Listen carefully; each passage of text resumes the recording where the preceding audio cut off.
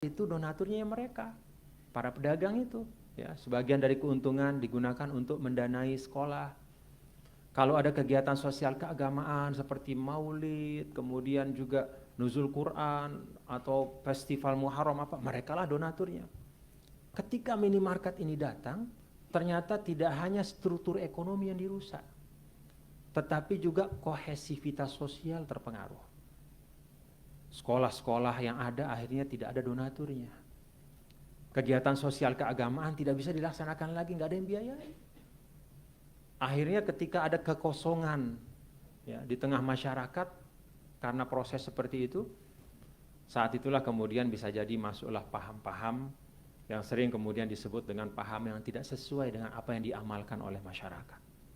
Lalu timbullah friksi, ketegangan, dan itu menyebabkan jalinan kerapatan sosial kita itu merenggang. Jadi jalinan kohesivitas kolektif kita di tengah keragaman itu akhirnya melemah. Dengan kata lain, ternyata untuk Indonesia, ya, negara yang mengandalkan ya, pada kesatuan dalam keragaman, ya, beda dengan banyak negara lain, misalnya di Arab yang rasnya cuma satu, suku bangsanya cuma satu, bahasa satu. Kalau kita ini keragaman yang luar biasa. Bagi kita di Indonesia ternyata ya, kebijakan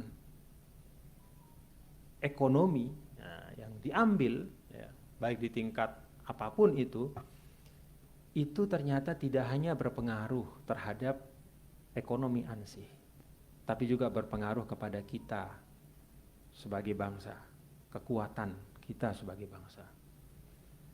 Nah, sekarang terjadi seperti itu di daerah-daerah, dan tidak heran kalau kemudian ketika wadah untuk kita duduk bersama semakin tidak ada. Kan acara-acara keagamaan itu sebenarnya acara-acara yang memperjumpakan kita. Kita ketemu sama tetangga, sama teman, salaman, berjumpa bersama. Itu yang membangun keakraban, memperkuat kebersamaan. Ketika itu sudah tidak ada, maka masalah sekecil apapun itu bisa menjadi sebab timbulnya friksi di tengah masyarakat. Selamat datang Pak Rektor. Itu mungkin sebab kenapa kita merasakan sekarang bahwa apa-apa kok jadi masalah saja. Ya karena salah satu sebabnya adalah kita kekurangan ya, medium-medium yang memperjumpakan kita. Kenapa medium-medium itu hilang? Karena para penyangganya juga dilemahkan. Kenapa mereka dilemahkan? Karena sumber daya ekonomi juga mereka semakin lemah. Nah ini satu contoh yang saya lihat di NTB. Saya tidak tahu di Sulawesi Selatan, tapi mungkin mirip-mirip sih di mana-mana. Bahwa ternyata kebijakan ekonomi kita itu kalau tidak diambil dengan hati-hati dan mempertimbangkan ya, aspek-aspek sosial, budaya, keagamaan juga bahkan, kebangsaan, keumatan, ya, kebersamaan atau apapun lah istilah namanya, itu ternyata bisa melemahkan kita sebagai satu bangsa. Nah karena itu ilustrasi ini saya sampaikan kepada teman-teman semua di Unhas ya, untuk menjadi memancing bapak-bapak dan saudara-saudara Unhas sebagai Center of Excellence, tempat dikajinya konsep-konsep pembangunan.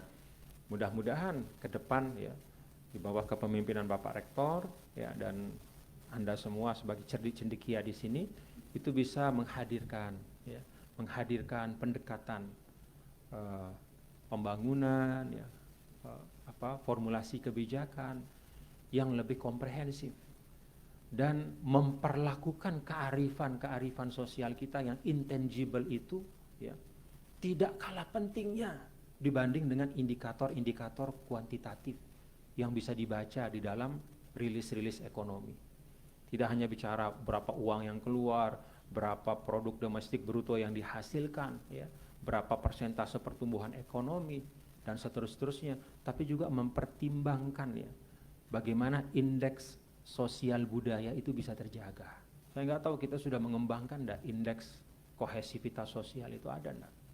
Kalau tidak ada mungkin perlu kita bikin. Sehingga kita bisa melihat semua yang ada di Indonesia ini sebagai satu khazanah yang kita harus jaga bersama. Wallahu a'lam bishawab. Assalamualaikum warahmatullahi wabarakatuh.